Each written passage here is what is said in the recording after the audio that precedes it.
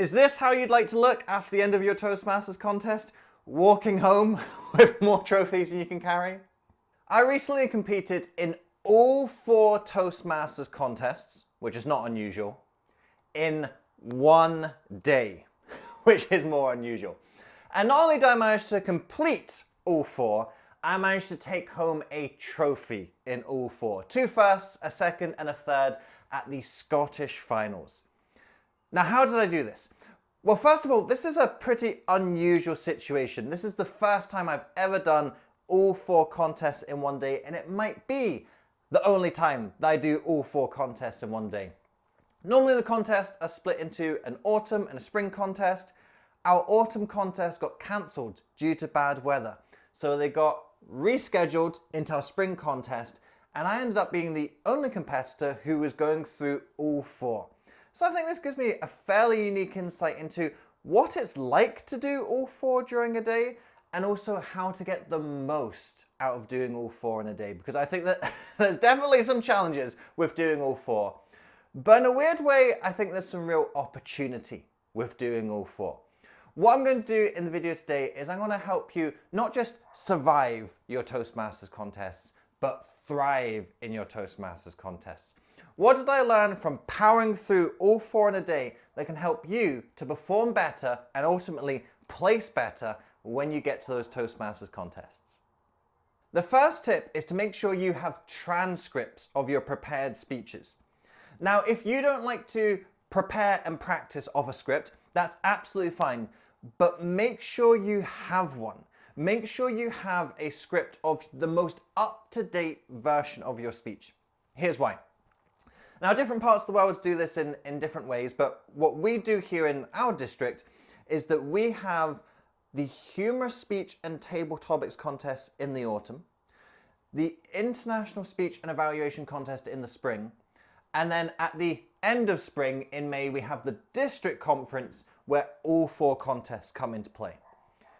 What this means is there is then this big gap between the humorous speech and the table topic contest in the autumn, and when you would eventually come back to do them at district level. In the spring contest with the international speech, you kind of just keep on rolling through all of the rounds in a continuous manner.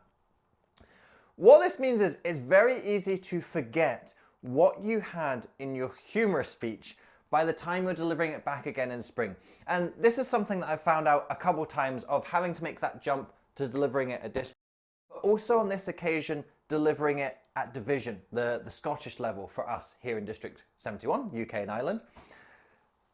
What I also found was that this was the first time that I had been doing both prepared speech contests in the same contest. So I was showing up to the contest and I had to have my humorous speech in my head and I had to have my international speech in my head. So I came back to my humorous speech from the autumn in the week leading up to the division contest. I was happy with the work that I'd done on it. It was prepped and ready to go, but I just needed to refresh it. And when I looked at it on the Monday with the contest on the Saturday, I went, I'm not going to remember this. But luckily, I had that transcript that told me, this is what you said last time you delivered it. And by the time I started to get into it, I started to pick up that muscle memory. I started to get that evocative memory back, and I went, "Oh yeah, I do remember creating this speech. I do remember delivering it." But see if I hadn't had that transcript to go back to and refresh the mind. Okay, these were the exact things that you did. I think I would have really struggled to then bring that humorous speech back in months later. So make sure you always have transcripts of your prepared speeches, so you're able to go back and refresh, okay, this is what I actually did.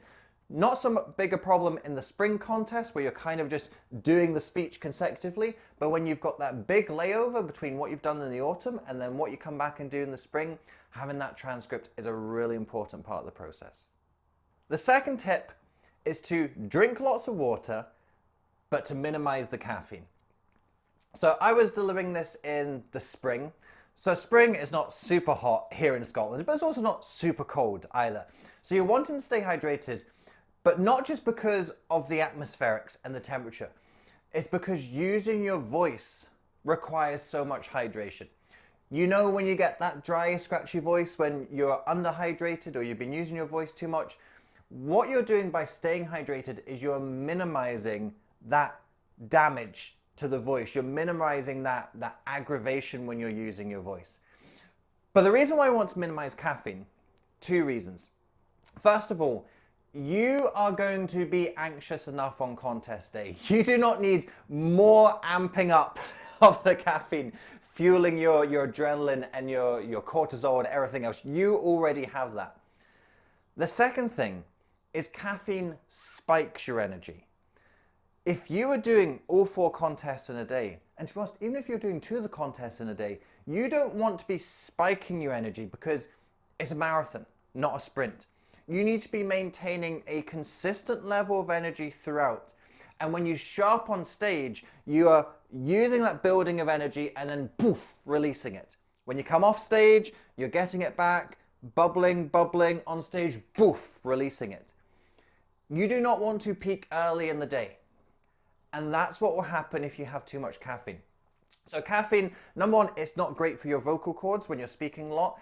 And it's also going to spike your energy. And it means that you might show up for that morning contest really well, but that afternoon contest, you're not going to be performing at your best.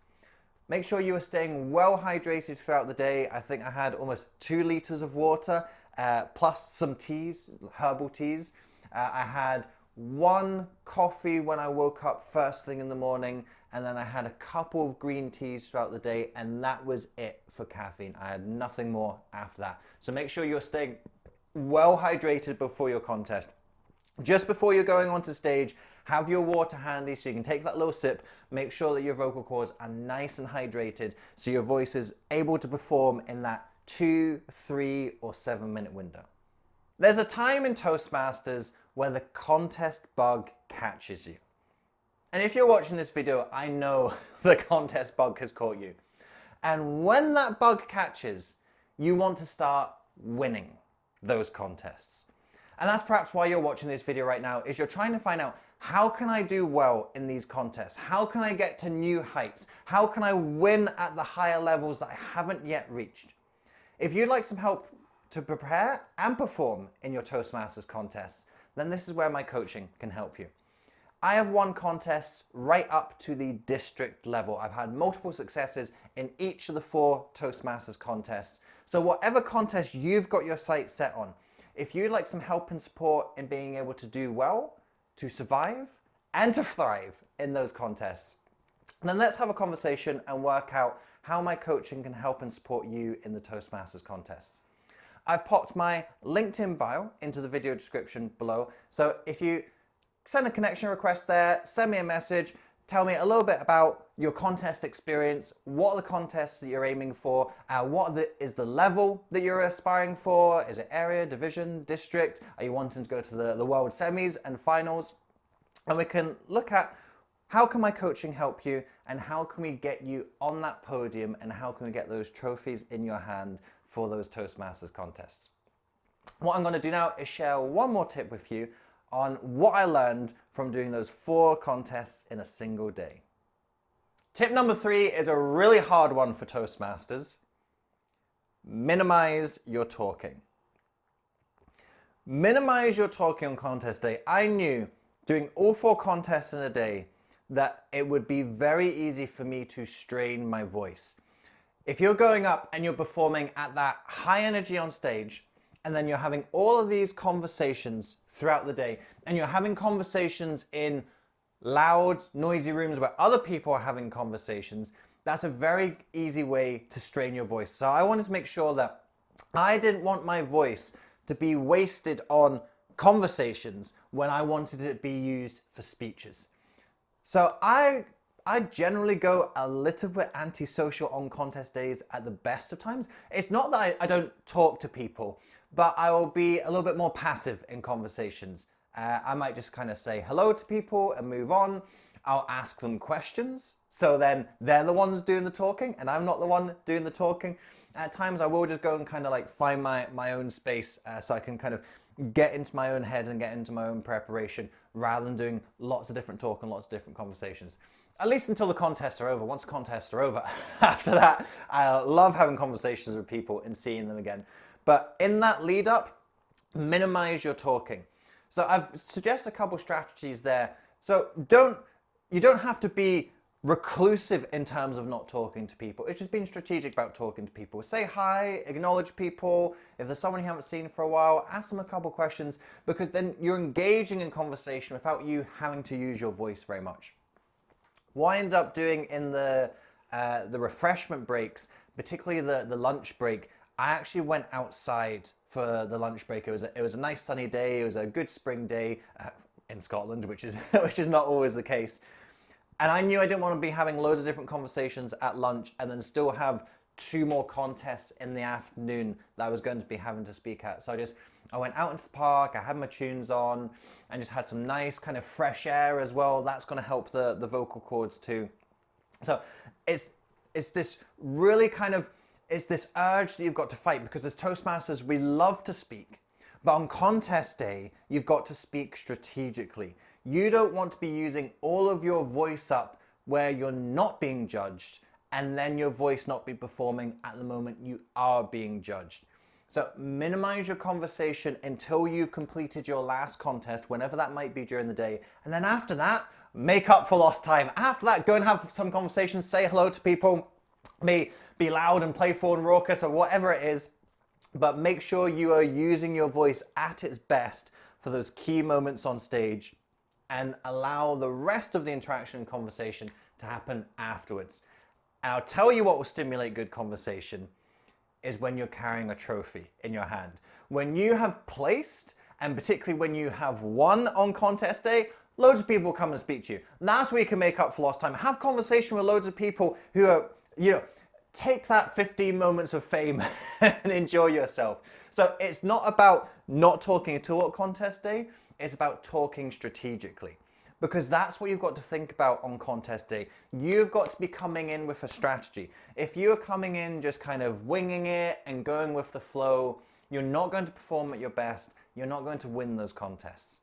And for me, I'm always saying when you're going in, you should be aiming to win. Now, whether you do win or not is another case. But if you are in something, if you are competing in something, you've got to be competing to win. Now, don't have your whole life set around whether you win or lose, but you've got to be competing to win. If you're wanting to win, you've got to be coming in with a winning strategy. And a winning strategy does mean some sacrifices along the way. So be prepared to make those sacrifices. Be prepared to put yourself into the right space. Be prepared to stick to the strategy that works. And when you do, you will experience success in those contests, whatever success looks like for you. Now, success for you might not be winning, but it might be placing in a contest you've never placed before. That's great, that's fantastic, that's progress.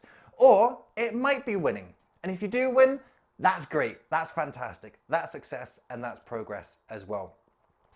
Now, you might not have to do all 4 contests in a day, but what you learn from doing 4 in a day really helps you when you're doing 2 in a day. And I know from now on, I feel like I have a mental advantage going into contests from now on, because I remember how tiring it was to do 4. See, when you've just got to do 2? When other people are thinking, oh man, it's contest day, I'm in 1 contest today, I'm nervous about that. I'm in both contests today, I'm really nervous about that. For me, I'm thinking, 2 contests? Man, 2 contests is a walk in the park now. I am also nervous when I'm competing, and I won't be thinking it's a walk in the park. But I know that I've been able to do 4. And if you're able to do 4, you're able to do 1 or 2. And that's the gift that I think doing 4 contests in a day has given me. Would I want to repeat it again? Not necessarily, but I think it would be interesting to maybe do it one day, having that experience of doing it once already, and see, can I do even better than managing to podium on all 4 when I'm doing all 4 in a day? But that is what competition is all about. And that's what these Toastmasters contests is all about. You learn so much through the process. You learn so much about yourself through the process. And you start to build those foundations of speaking experience that when you start going up onto those bigger stages and those bigger contests, it feels different because you have that bedrock of what you've done before, guiding you, supporting you, and uplifting you through your Toastmasters contest journey.